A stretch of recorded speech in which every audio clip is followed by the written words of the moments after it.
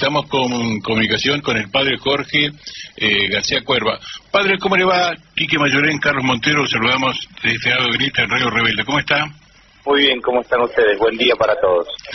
Padre, nos sorprendió, debo decir, la decisión del Papa de designarlo a usted como obispo auxiliar de Loma de Zamora. Nos pareció una decisión que usted lo tomó de sorpresa o a nosotros solo nos tomó de sorpresa.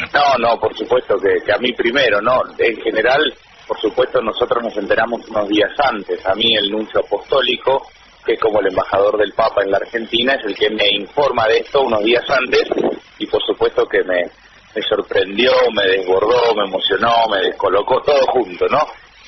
Así que, bueno, es el sentimiento que ha primado en estos días. Usted, contemos a los oyentes, está en La Cava, en San Isidro, sí, ¿no? Yo soy párroco de la Villa La Cava, estuve allí mis primeros 9 años de sacerdote, desde el 97 hasta el 2005 inclusive, y luego me fui de párroco a la parroquia Santa Clara, en el Talar, donde está el barrio San Pablo y el barrio Almirante Brown, cerca de Panamericana y 197, para que se ubiquen un poquito, y volví de párroco a La Cava en el año 2014, en el mes de febrero. Es como dice el Papa, un pastor como también el padre Gustavo Carrara, que tienen olor a oveja, digamos, cercano a los pobres y con una nueva orientación o una cercanía con el pueblo trabajador, con el pueblo de los más humildes. Sí, siempre, ha sido siempre una opción de la Iglesia, en primer lugar, la opción por los pobres. Ya, digo, hay textos muy lindos en el documento de Puebla, el documento de los obispos en el año 79, donde hablaba de esta opción preferencial de la Iglesia por los más pobres, y de alguna manera tanto el padre Gustavo como yo, como otro montón de sacerdotes y de comunidades, porque no solamente es una cuestión de sacerdotes, han hecho esta opción y de querer vivirla. Nosotros somos como el rostro visible de esa opción que les comentaba antes. Padre, en La Cava, ¿cuál es la tarea que ustedes desarrollaban y la podrán seguir desarrollando o tiene que cambiar de tarea? A ver, yo me tengo que mudar a Loma de Zamora y lógicamente tendré allí, como me dicen algunos, una comunidad un poco más grande. Hablando de, más grande en el sentido que la diócesis de Loma de Zamora tiene 3 millones de habitantes casi, incluye 6 distritos del conurbano bonaerense, Esteban Echeverría, Almirante Brown, Ezeiza, San Vicente, Presidente Perón y la misma Loma, y tendré muchísimos barrios en los que podré trabajar y todo. En La Cava el trabajo lo continuará seguramente algún otro sacerdote, que hará Monseñor Ojea, que es el obispo de San Isidro. Que también ha sido designado recientemente presidente de la Conferencia Episcopal. Que también son designaciones que marcan un perfil que tiene que ver con la visión que tiene el Papa de lo que está ocurriendo en el mundo en estos días, ¿no? Claramente. Yo en este sentido creo que para mí es muy importante, ser obispo en este momento de esta iglesia, con el Papa Francisco, con Ojea como presidente de la Conferencia Episcopal. Claramente para mí es un momento, creo que, privilegiado de nuestra iglesia. Monseñor Colombo también, ¿no es cierto? Exactamente, Monseñor Colombo también, que por otro lado él ha sido profesor mío en la Facultad de Derecho Canónico. Yo soy licenciado en Derecho Canónico y Monseñor Colombo ha sido profesor mío, y siempre yo resaltaba que era un profesor de Derecho Canónico, pero que no dejaba de ser muy pastor del pueblo de Dios, ¿no? Y eso se notaba en sus clases.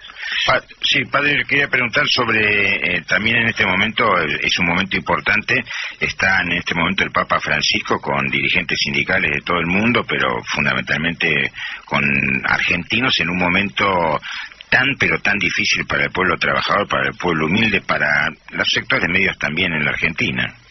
Sí, el Papa está en este momento reunido con dirigentes sindicales de todo el mundo. Lógicamente nosotros vemos que hay también argentinos, pero no solo hay argentinos, es más, supongo que de otros países habrá muchos más que de Argentina. Lo que me parece acá importante es lo que marcó el obispo Ojea cuando el Monseñor Ojea decía, la advertencia, el trabajo no es una mercancía, el trabajo tiene que ver con la dignidad del ser humano. Y más allá de las opciones partidarias, de las opciones políticas, la Iglesia lo que quiere es siempre ser muy fiel a su magisterio y muy fiel a la doctrina social de la Iglesia, donde nosotros siempre vimos el trabajo como un potencial desarrollador de lo que es la persona humana, ¿no? Entonces, estos son los criterios y estos son, los lineamientos que la Iglesia siempre va a considerar, y mucho más en momentos en que se empieza a poner en discusión cualquier cosa como puede ser en este momento la reforma laboral. Cuando hablamos de reforma laboral, reforma previsional, digo, realmente esto sí afecta directamente a los más pobres, y la Iglesia va tomando posiciones frente a esto, sí, más allá de las posiciones partidarias que uno puede tener. ¿Uno ve que esto viene para afectar a los más pobres realmente? No, yo sinceramente, yo creo que no. A ver, es verdad que se plantea una reforma estructural del Estado y es verdad que hay un montón de cosas que me parece que por lo menos hay que revisar, ¿sí? Lo que no creo que directamente haya como una mirada negativa en el sentido de decir, bueno, tengo la intencionalidad de afectar a los sectores más pobres. No creo que así exista. De hecho, yo tengo algún vínculo más afectivo con el ministro Triaca, quien conozco por cuestiones más personales, y no creo que en él esté en la cabeza querer directamente perjudicar a los más pobres. Pero será una consecuencia de esa política, digo, de bajarle la jubilación a la gente, de generar pérdida de derechos en el campo laboral.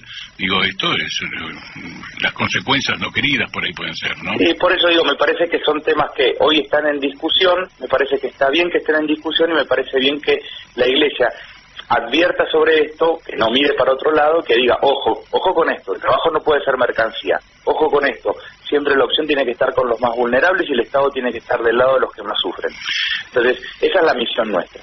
Y me parece que el obispo lo está planteando, diciendo, bueno, advertamos sobre esto. La Iglesia ha tomado el otro día, ha elaborado un documento firmado por 8 obispos con respecto a una decisión que parecería que hay un programa que se llamaba Atajo, sí, que tenía que ver con el acceso a la justicia.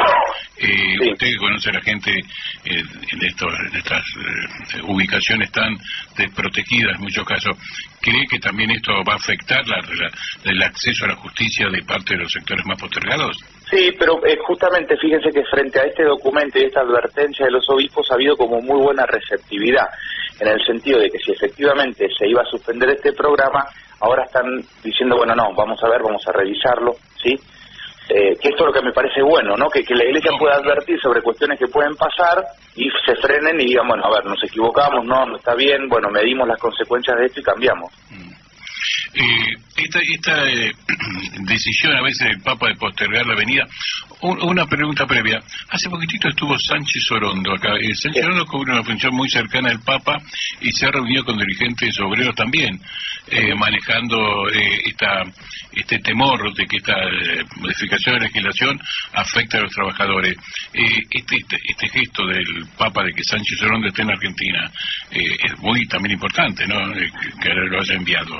Sí, miren, yo no puedo hablar directamente de las decisiones del Papa más allá de lo que ha significado la decisión de nombrarme a mi obispo, porque yo realmente al Papa no lo conozco. Yo solamente estuve con él en una conversación muy improvisada durante 5 minutos en el año 2014, hace 3 años. No lo conozco, él no, de acá en Buenos Aires no hemos tenido relación, con lo cual todo lo que el Papa, este tipo de señales, este tipo de decisiones que él toma, incluso me han preguntado si yo sabía si iba a venir o no. No, yo no tengo ni idea, no lo conozco, no he hablado más que esos 5 minutos cuando estuve en Roma en ocasión de dar una charla sobre inequidad social en un encuentro que había allí, pero no tengo más opinión que esta y sería absolutamente imprudente si me pudiese hacer vocero de él. Estamos hablando con el padre Jorge García Cuerva, que era un obispo que estaba cerca, trabajaba con los pobres y que ahora ha sido designado obispo auxiliar en Loma de Zamora, digo. Yo lo que quería saber es cómo es el procedimiento. Usted está y de repente lo llaman, ¿cómo es la designación? Bueno, en realidad, aparentemente, en algún momento, algún obispo empieza a pensar que yo puedo ser un candidato potable para estar, un candidato potable para ser obispo. Cuando comienza esto se le consulta al obispo del que yo soy sacerdote, en este caso Monseñor Ojea. Si el obispo diocesano considera que efectivamente yo pudiese serlo, comienza una red de consultas, todas absolutamente privadas y en secreto, a mucha gente, a más de 25 personas, se supone, que me conocen grandes, verdaderamente. Pueden ser sacerdotes, laicos, monjas, podría ser cualquiera, no sé quiénes han sido. Sí. Y esas personas tienen que contestar un interrogatorio bastante profundo sobre mi persona, sobre lo que consideran y cuál es el perfil de diócesis en la que creen que yo puedo llegar a ser obispo. Toda esta información vía anunciatura se manda a la congregación de los obispos a Roma. Y allí en Roma terminan de definir si efectivamente yo pudiese cumplir con las condiciones para hacerlo. Se conforman algunas ternas y en esas ternas se mantienen hasta que queda algún cargo vacante en la diócesis o en el país del que uno es oriundo. Cuando esto es así, se le presenta al Papa y el Papa termina de elegir quién.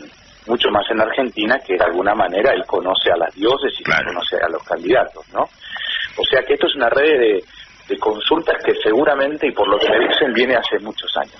Padre, ¿hay algún antecedente de que de curas que trabajan en las villas hayan llegado a ser obispos auxiliares? Yo no conozco.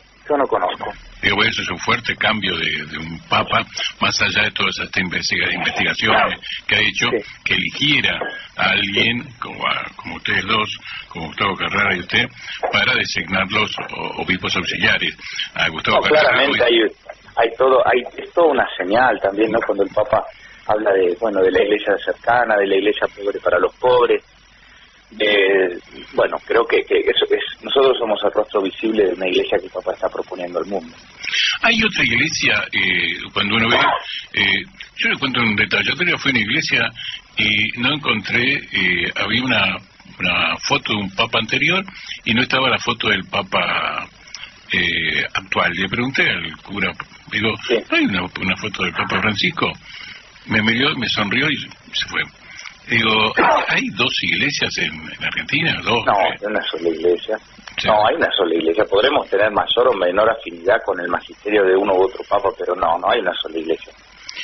Y lo mismo el Monseñor Aguer, que ustedes, por ejemplo, tienen la misma visión de cómo atender los problemas terrenales. No sé, no lo conozco efectivamente, pero yo creo que seguramente no tengamos la misma visión, pero los dos no dejamos de ser iglesia, ¿no? Eso es real. Los dos somos parte de la misma iglesia y eso me parece que es lo importante. ¿Ustedes se acercan en alguna medida a una visión que tiene la iglesia del padre Carlos Mujica? A ver, yo creo que sería anacrónico plantear la mirada del padre Mujica 40 años después de su fallecimiento. Lo que es claro es que el padre Mujica tiene una inquietud por lo social muy fuerte y una cercanía a los más pobres. Y creo que él cumplió su misión en esta vida, yo cumpliré la mía. Lo que tengo claro es que hay valores del padre Mujica de aquella época que lógicamente uno puede actualizar y puede revivir en este momento. Pero sería anacrónico aplicar o pensar lo mismo, ¿no? No, obviamente. Él vivió en un momento complicado, en un momento de una división política feroz, en un momento demasiado convulsionado, pero es real que su opción por los más pobres, su cercanía a los que sufren, su preocupación social, son valores que trascienden las épocas. Desde ahí lo digo yo, de ubicarse concretamente, poner los pies en el barro. Digo. Claramente, en ese sentido, por supuesto, claro. Ahora cambiaría desde este cargo de obispo auxiliar.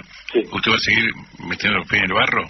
Es que dejaría de ser fiel a mí mismo, me parece. No, podría traicionar a mí mismo. Digo, porque a veces uno cuando lo ascienden en un lugar dice, ahora soy otra cosa. No, por Dios, sería. Y por otro lado, tampoco no sería fiel a mí mismo y estaría traicionando, como le decía antes, a todos los que dieron una opinión de mí o todos los que tienen una expectativa como obispo, porque seguramente todos dijeron qué modelo de obispo, cómo soy, ¿no? Entonces, digo, nadie habrá dicho que yo era un sacerdote detrás de un escritorio y que esperaba que la gente venga. Entonces, ¿por qué me voy a transformar ahora en eso, no? No, por eso. Digo, esto es lo valioso. Digo, sí, ha sido elegido para seguir recorriendo en esto. Exactamente. Y es mi entusiasmo. Es lo que me mantiene entusiasmado para lo que venga. Padre, dentro de un tiempito lo vamos a volver a llamar, digo, una vez que esté instalado. ¿Cuándo se instala en...? Si Dios quiere, en el mes de febrero. Allí mi ordenación será hacia fines de febrero. Y bueno, ya estaré viviendo en lo más de eso. Entre abril o mayo lo vamos a llamar a ver los primeros. ¿Cómo vamos? ¿Qué pasó con voy aprendiendo? Si se hace hincha de Banfield, de los Andes. ¿Te gusta el fútbol? Más o menos. Yo, imagínense, soy hincha de Ferro. Bueno, Caballito, ¿cómo no? ¿Pero vive en Caballito? No, mi papá vivía en Caballito y me hizo de Ferro de chiquito y bueno, eran los primeros años Bueno, yo soy de Caballito, así por ahí éramos vecinos. Bueno, padre, le agradecemos mucho y lo felicitamos por la decisión. Gracias. Un abrazo. Muchas gracias. Dios los bendiga. Chao. AM 740. Radio Rebelde. Alta Radio.